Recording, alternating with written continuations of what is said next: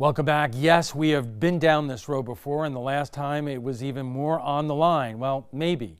After all, it was the presidency of the United States, Bush versus Gore, a legal cage match that ultimately was decided by the Supremes, the United States Supreme Court.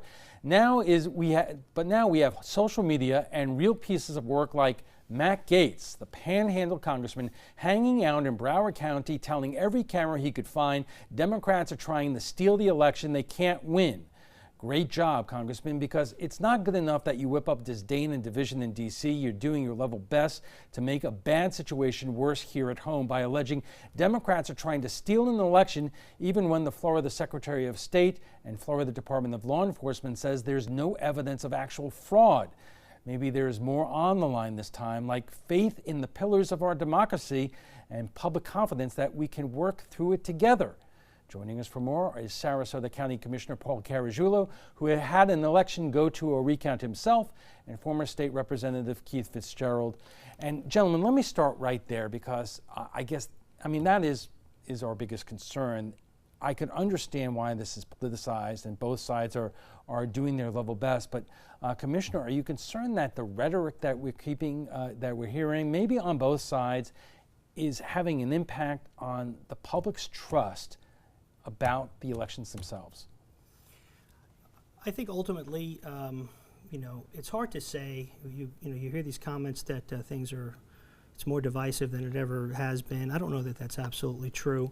I think part of the real genius behind our form of government is that you kind of this is expected. This level of disagreement is to be expected.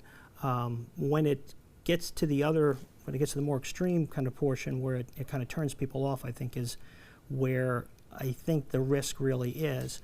I'm a person who has enormous faith in the system.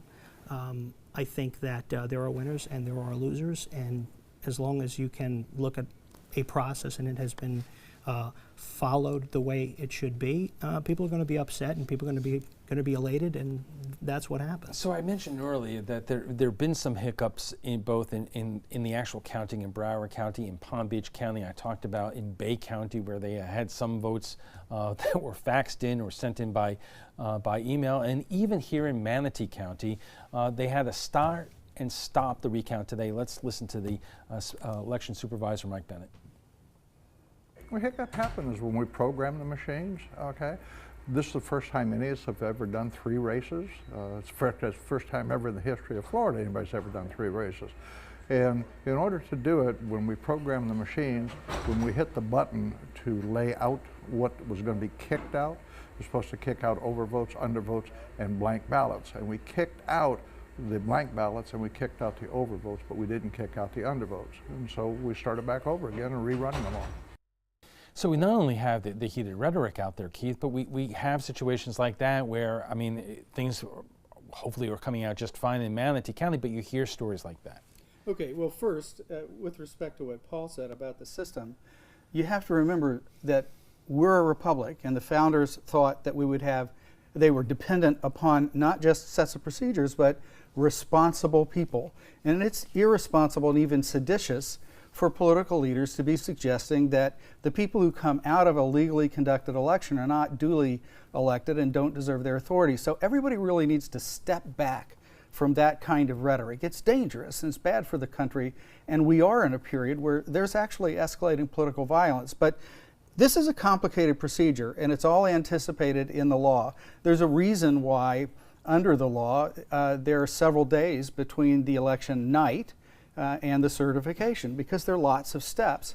And these supervisors are also somewhat underfunded, so they don't always have the capacity to zip through these things in an adequate amount of time. Well, some of them are Republicans, some of them are Democrat, and people make mistakes, Paul, but you have been involved in these canvasses. When you hear like what we have going on in Manatee County right now, what goes through your mind? Well, I think that mistakes occur, and when they are recognized and identified, there are procedures, and you work your best to try to work through those. We can't, we're all human beings. Regardless of how much software and computers and all this other stuff, at the end of the day, the system is dependent on human beings. Things happen, and if you admit them and you discover them and admit them frankly, you make the correction per the law, and the law provides for all these types of things when they do occur. So if we're going to be in this mood where we're going to look for every last little sensationalistic, tidbit to exploit, it's not going to get us where we need to, where we'd like to be, frankly. That's a perfect place to take a pause. Our conversation on the recount in the Florida election continues right after we get a check on the first alert forecast with Chief Meteorologist Bob Harrigan. Bob. And everyone voted on this picture as a really nice picture, and no one can disagree with that. Susanna Nokomis looking really good right there. You can see a beautiful sunset that occurred there near Nokomis, and an area of low pressure continues to develop and organize over the lower Mississippi Valley. This is going to track off to the northeast, and then a cold front associated with it will eventually sweep through our area, but it's going to take a while to get here. It'll be Wednesday night, Thursday, and then it'll be through by Thursday evening, which will cool us down. But right now, severe weather is still a potential just to the west of Tallahassee tonight as more storms are developing near that area of low pressure, and there's a little tornado watch still in effect. We've had a few showers, a few brief showers. The sea breeze is already well inland, and you can see some of that activity now blowing up into, looks like, again, Polk County and down into Hardy County, a little bit of light rain showers scattered about. Forecast tomorrow looks to be another warm one. We had a record today, 88 degrees, and we'll see highs into the mid-80s. Now, the low to start things off will be in the low to mid-70s. That's more like August as opposed to here being in November. Now, there is a cool down. We talked about this last week. It was expected to be here on Thursday. Everything's been delayed today. Also, because of that tropical system, it's kind of changing the overall flow pattern up a little bit. So we'll still kind of cool down on Friday. That cold front, by the way, that will come through, more than likely will carry that tropical system out into the Atlantic and keep it away from the U.S. So we'll stay in the yellows and reds. That indicates high temperatures in the 80s, it looks like, right in through Wednesday. And then by Friday, things will be starting to cool down. This has an 80% chance developing. It was up to 90 this morning, so it's come down a little bit over the next 5 days. Right now, the winds are still too strong in the upper levels of the atmosphere to allow this to get going, but we do occasionally see a tropical system pop up in the last month of the hurricane season. Once every 4 or 5 years, we'll see something popping up in November, but typically they stay away from the U.S. because there's a lot of fronts usually coming through. This one's moving to the west at 10, and the top winds are now at 35 miles an hour. You can see a majority of the models take it off to the west-northwest and then curve it off into the open waters of the Atlantic, although a couple are now suggesting more into the Caribbean, so that would be very concerning. We'll watch that closely. As far as current conditions go, 80 degrees right now. The humidity is at 79%, so it's still very high. The pressure is actually rising now at 30.02 inches. I mentioned the high. It was 88 today. That tied a record set back in 2002.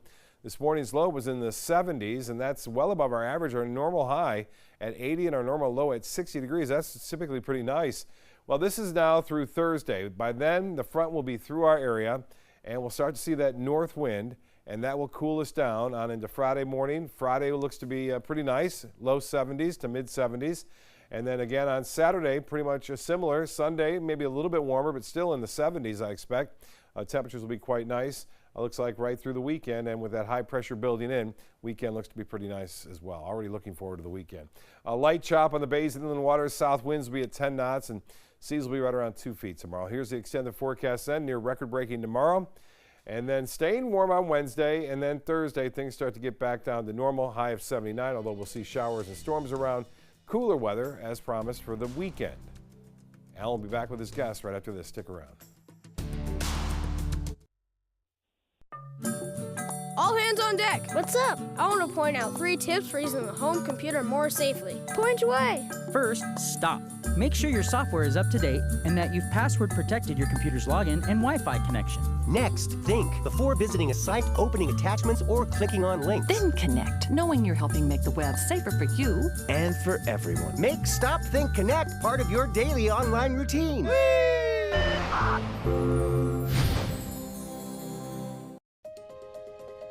To be able to just get my son here and not think about how we will pay for it, it just takes so much weight off of my family. St. Jude allowed me to focus on being a mom to Bryce. And sometimes I'm just in awe of the impact St. Jude has, not only on this community, but the world.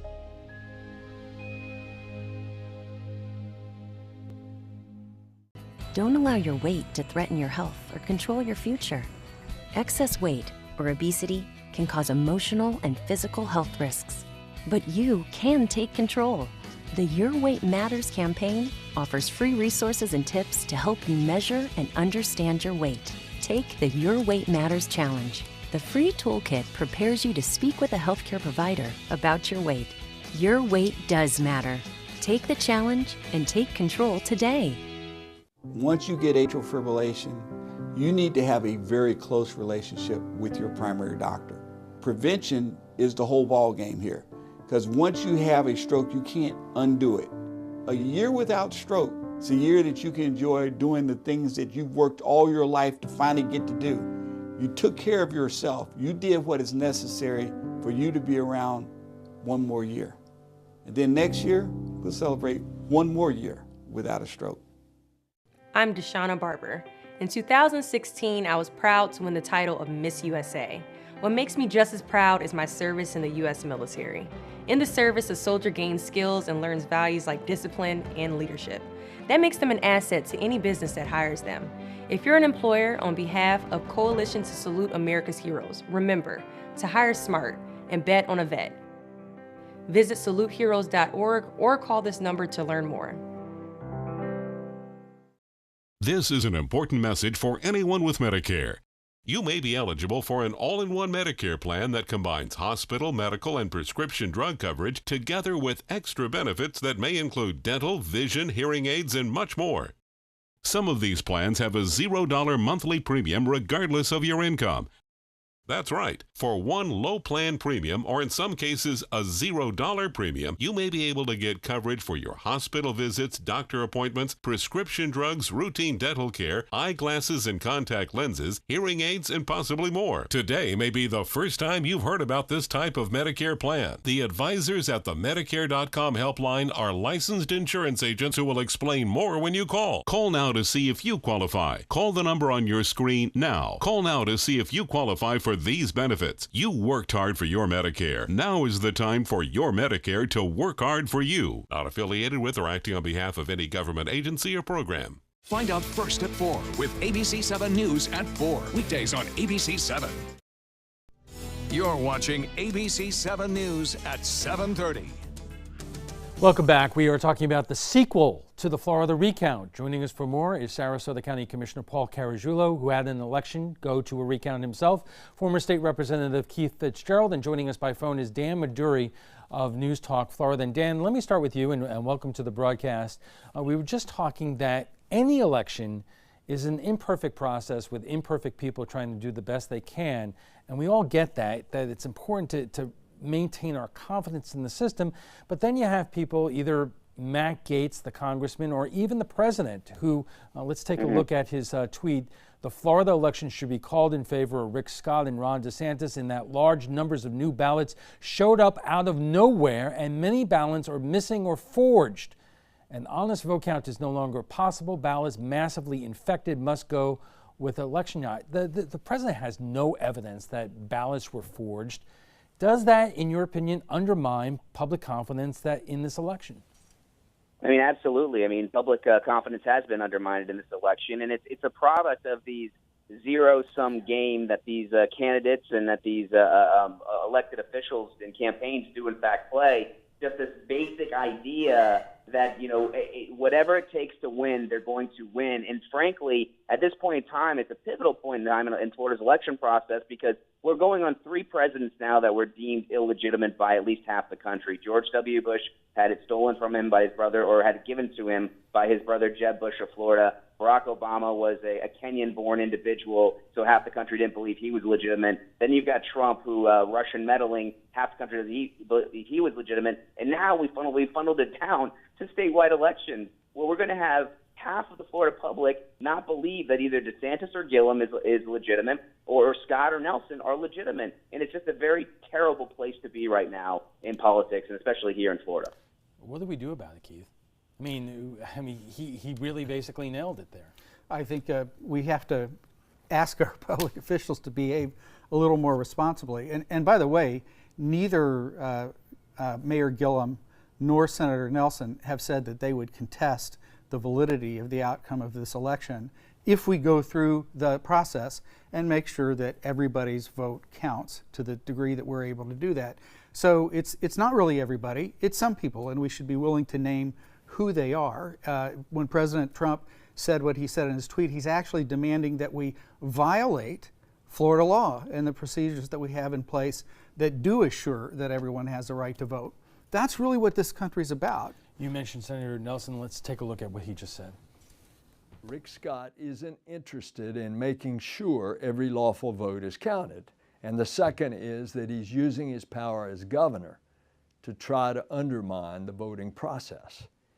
He's thrown around words like voter fraud without any proof.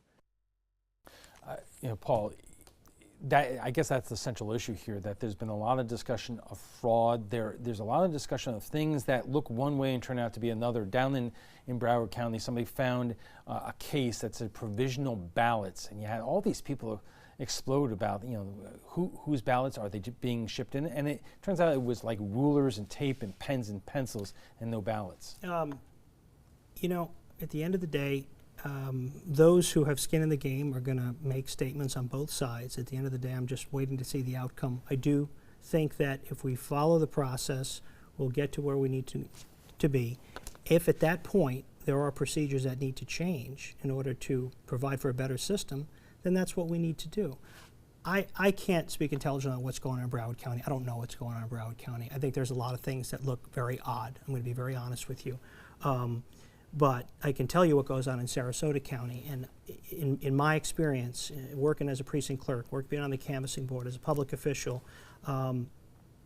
I've seen nothing that remotely resembles any impropriety or incompetence. Because frankly, it's a very nebulous thing because we can all assume something nefarious is going on. But at the end of the day, there are folks who are more competent than others, as there is in any other industry or type of work or whatever. Let's let the process play out.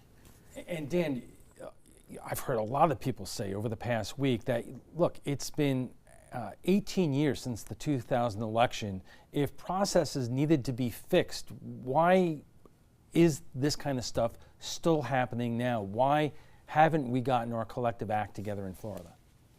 Well, because it's government. I mean, we never get our act together when it comes to government. I mean, it basically is one of those things where they always wait till the 11th hour and never really get to a point where they actually fix it because, time heals all wounds, so to speak. And think of it from this standpoint. I mean, are we actually going to figure out who wins this election by the deadline, which is Thursday? As of 5:40 this afternoon, Broward County still hasn't started the recount process of 700,000 ballots. They're not going to reach Thursday's deadline. There's no shot they're going to meet Thursday's deadline. So all they can hope for is a judge to extend the deadline, to step in and make a ruling on it, which isn't good for anybody.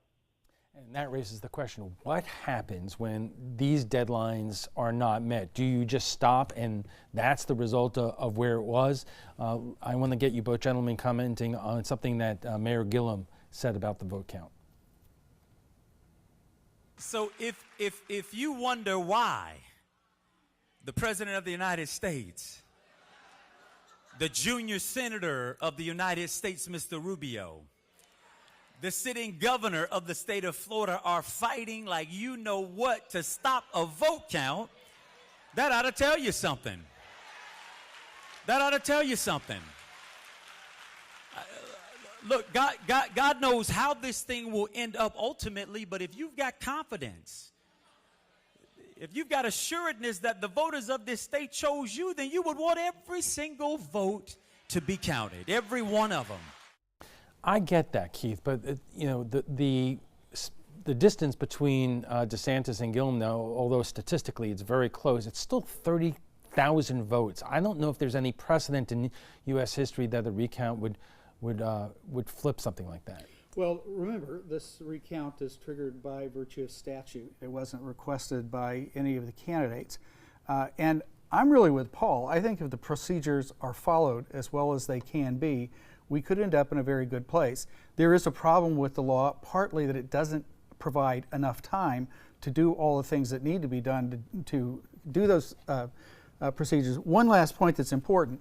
There is a super set of rules over and above these processes, the Constitution of the United States, and there will be constitutional issues if Florida decides not to count votes that they have in their possession, because that violates the 14th Amendment. What do you do with that? What if the counting is not done by the deadline? It's not the fault of the voter. No, it's not the fault of the voter, but it goes back to sort of what Keith was saying. You know, not all counties are equal. You got to remember that the process, you have sort of a mix of folks who are professionals. You get a lot of volunteers in the process. There's a training module that has to go on. It's no small thing to put an election on in a small to medium-sized county, let alone a large one. But that being said, is they're really, I really wonder procedurally what has been going on in these, we'll just call these two very large counties, to allow this to kind of manifest itself. I find it a little disturbing. We have to take a quick break. We're just getting warmed up. Our conversation on the Florida recounts will continue after a quick break, so stay with us.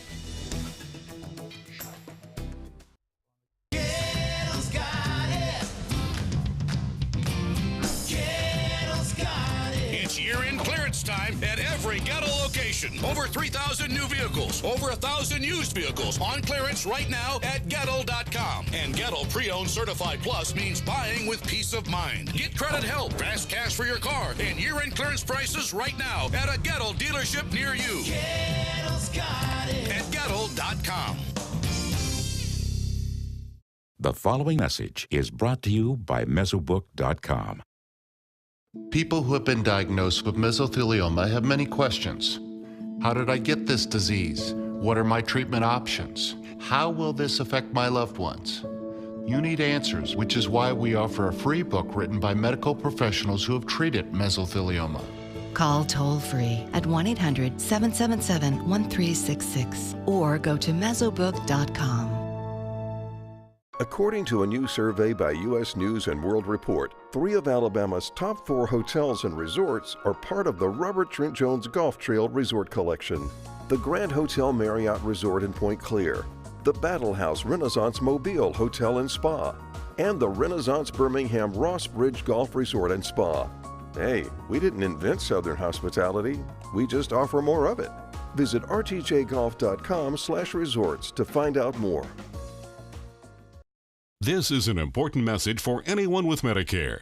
You may be eligible for an all-in-one Medicare plan that combines hospital, medical, and prescription drug coverage together with extra benefits that may include dental, vision, hearing aids, and much more. Some of these plans have a $0 monthly premium regardless of your income. That's right. For one low plan premium, or in some cases a $0 premium, you may be able to get coverage for your hospital visits, doctor appointments, prescription drugs, routine dental care, eyeglasses and contact lenses, hearing aids, and possibly more. Today may be the first time you've heard about this type of Medicare plan. The advisors at the Medicare.com helpline are licensed insurance agents who will explain more when you call. Call now to see if you qualify. Call the number on your screen now. Call now to see if you qualify for these benefits. You worked hard for your Medicare. Now is the time for your Medicare to work hard for you. Not affiliated with or acting on behalf of any government agency or program.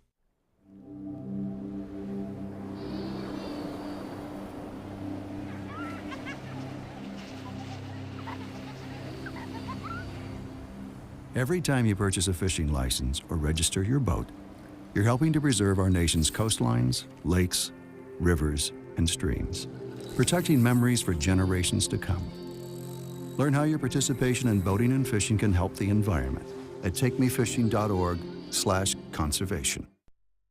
Welcome back. We are talking about the sequel to the Florida recount, and joining us for more is Sarasota County Commissioner Paul Gargiulo, who had an election go to a recount. Former State Representative Keith Fitzgerald, and joining us by phone is Dan Maduri of News Talk Florida. And Dan, I'm going to start with you again because even nationally, people are talking about, Rick Hassan wrote, "There's no mincing words. We are entering in the dangerous new phase in the voting wars. Last week's various elections calamities were fueled by incendiary and unsupported claims by Trump and others of fraud, by pockets of incompetence in election administration."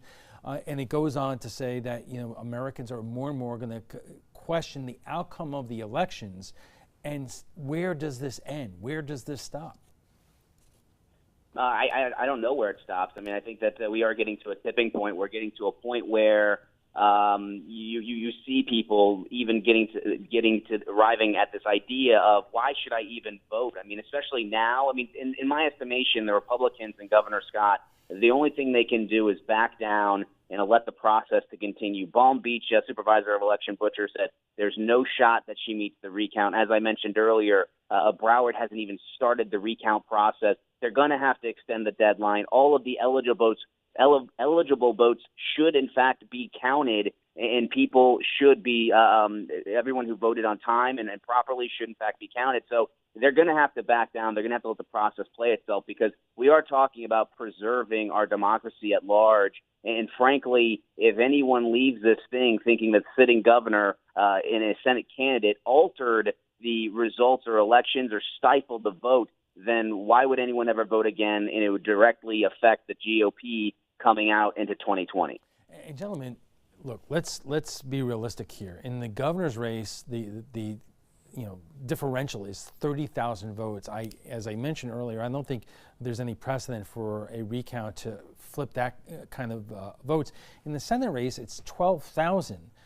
That's minuscule when there's close to 10 million people voting. I think it was like 8 million, but still 12,000 votes in a recount, Paul, is a big obstacle. So therefore, why does Governor Scott go on TV and saying the liberals are trying to steal this election? Isn't there a bigger responsibility here? Well, I would imagine that's a question for Governor Scott, but perhaps Governor Scott doesn't have the faith in the system. It's his state. I don't know. I think it's a little different when you're an active participant. There's a lot at stake here, but I think that 12,000 votes is a pretty significant clip there. And I don't know that the outcome is going to be any different, and that's precisely why we need to go through the process, regardless of what any of the participants are saying. The process must go on as it is written in the law, and then we can decide what, if anything, we're going to do once that comes to term. But before that, I don't think it's reasonable to suggest anyone's going to not comment or not have an opinion, or that's the nature of it. And Keith, Dan brought up the issue that if people lose confidence, they're going to stop voting. We should be very happy by voter turnout in the midterm elections. It's the highest midterm voting in years, but still you find people out there who say, what's the point? My vote doesn't count, and this storyline doesn't help that. Yeah, there are two different reasons why people don't vote. One is that they're happy with the status quo, and the other is that they're very unhappy with the status quo. But one of the great things about the design of our institutions is they allow conflict to be settled through the procedures and through the institutions. And that's why I think it's something different by degree that you have public officials saying that our elections don't have integrity. That's dangerous.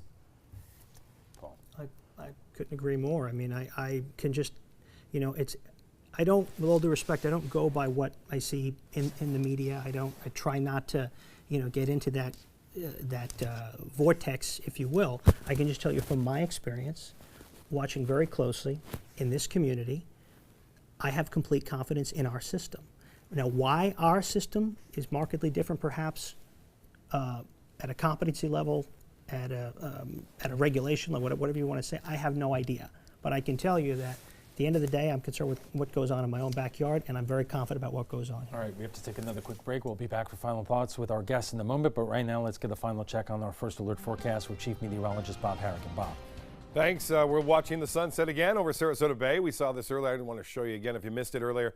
Just a few clouds around. Skies are fair right now. It's going to be warm through Wednesday now.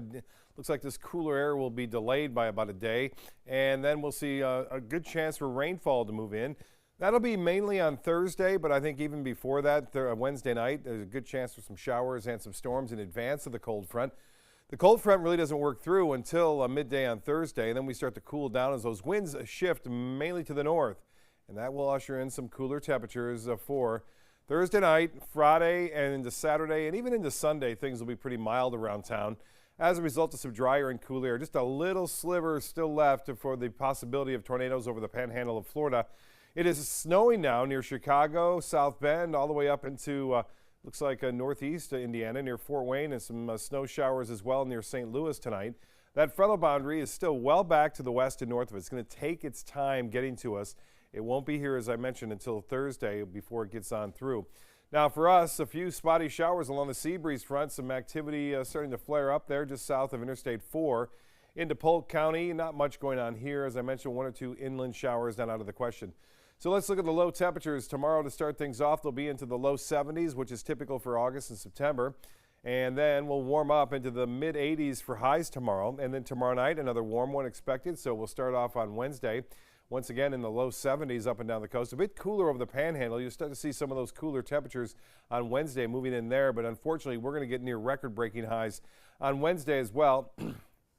Excuse me, 87 degrees, the expected high on Wednesday. Cooler, be close to seasonal averages on Thursday with highs right around 80 degrees due to an increased cloud cover. And then notice the difference on Friday. Well, this system is, there's an area of low pressure. There's definitely a circulation here.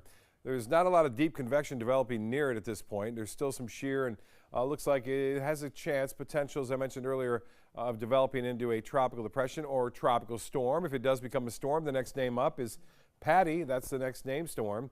And it has been a fairly active hurricane season for 2018 with 15 named storms, 8 of those hurricanes and 2 major hurricanes at this point. It officially ends November 30th. Right now it's 80 and the pressure 30.02 inches. The dew point's way up there. And as far as the high goes today, I mentioned it earlier, 88 degrees. That is a record, at least tied a record set back in 2002. And we are looking for north winds. This is Thursday. The snow falling as far south as Tennessee and North Carolina, but that wind will be out of the north throughout the afternoon and evening on Thursday, which will indeed cool us off. For boaters tomorrow, winds out of the south at 10 knots, and seas will be right around 2 feet or less. There'll be a light chop out there. The extended forecast then calling for a 20% chance for a shower on Tuesday, much better chances for late day storms on Wednesday, and then even more on Thursday. Cooler for the weekend, low to mid 70s expected. Alan will be right back after this. Want to know a secret? If you're looking for the best selection of area rugs at an unbelievable price, the only place you need to look is Rugs is Art. I know what you're thinking. Expensive, right? Wrong. Rugs is Art has the largest selection of area rugs on the west coast of Florida in a variety of styles, with 8x11 area rugs starting at $199. Largest selection, personalized service, and unbelievably low prices. You'll find it all at Rugs is Art. Rugs as Art, Sarasota's only area rug superstore.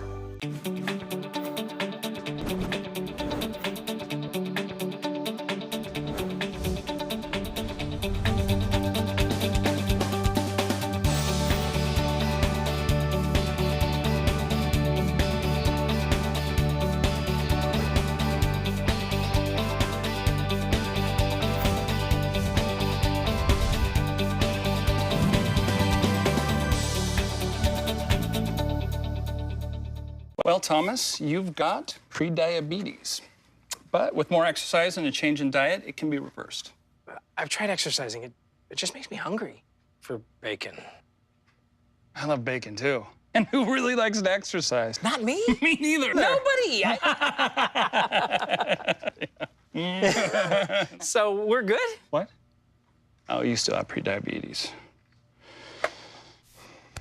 Big time. Each day, researchers make discoveries that bring us closer to the moment when all cancer patients can become survivors. Their progress is made possible with the help of clinical trials. Clinical trials are the brightest torch researchers have to light their way towards better treatments. And if you've been diagnosed with cancer, they may be your brightest ray of hope. Speak with your doctor and visit standuptocancer.org/clinical trials to learn more. Together, we can stand up for all of us. I'll be right back.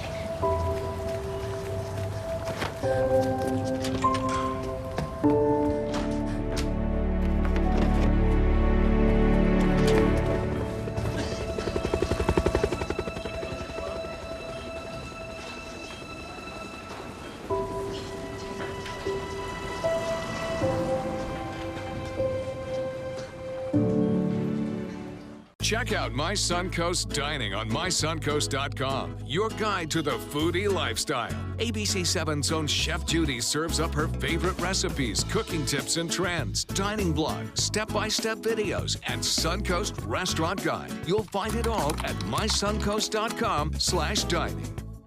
Download the all-new ABC 7 First Alert Weather app now.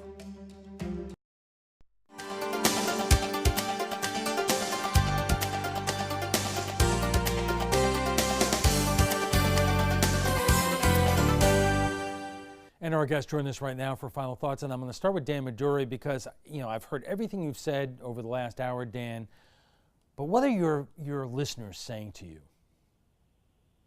They think that whatever the outcome, there's going to be half of the state that's completely and utterly not satisfied with the election results, and that they don't think that there's any confidence that can be instilled upon them to show that this election wasn't just absolutely drenched in incompetence. And I keep saying, it's kind of one of those things where there's been a running inside joke within the political circle that, we got to see what Broward does. And I've been hearing that joke since 2010. And, of course, Dr. Brenda Snipes has been the supervisor of election down there since 2003. So her incompetence is known just throughout the entire state of Florida. So it's almost somewhat reassuring that it is her in her department that's overseeing this, because you kind of sit there and say, okay, it's just whatever it is, there's an issue there, but she's not trying to do anything more nefarious. She's not trying to steal an election, hijack an election. She just, for whatever reason, has not been able to put it all together down there. So there's still a reassurance that you're going to get legitimate numbers, just probably not at the speed you wanted. Well, if that's the case, Keith, then there are two issues here. I mean, Governor Scott, prior to this, could have done something about that. But on the other hand, she is continually reelected. That's basically on the voters down there, just like voters in their wisdom just reelected 2 members of the United States Congress who are under federal indictment. Sometimes, we got to take responsibility as a public. Right, and I said earlier our political leaders need to be responsible, and that was a key assumption of the way our republic was designed. People have to be, citizens have to be responsible as well. So this is not a big secret that there have been some problems in that particular county. Another thing we have to do is try to go through the law and figure out ways to make sure that everybody can have their vote counted. That means doing away with gerrymandering and all kinds of other practices that make it hard for people to vote. Well, let me ask you this, Paul. What systemic change, and we only have a couple of seconds left, do you think it's most important to make after seeing what's happening here? I think the thing that's most important is to determine if someone is a qualified elector and if their vote should count. I mean, all votes should count. All valid votes should count. All votes by qualified electors should count. That's a far cry from every vote counting, because throughout the system there are votes that are just not going to meet the criteria of a qualified elector. So I know it sounds great. We all get into these buzz phrases about every vote should count. I want to take it further and say we have to make sure that it is a qualified elector in the right place at the right time marking that ballot. All right, gentlemen, thank you very much for joining us. We want to thank our guests, Sarasota County Commissioner Paul Caragiulo, former State Representative Keith Fitzgerald, and joining us by phone is Dan Maduri of News Talk Florida.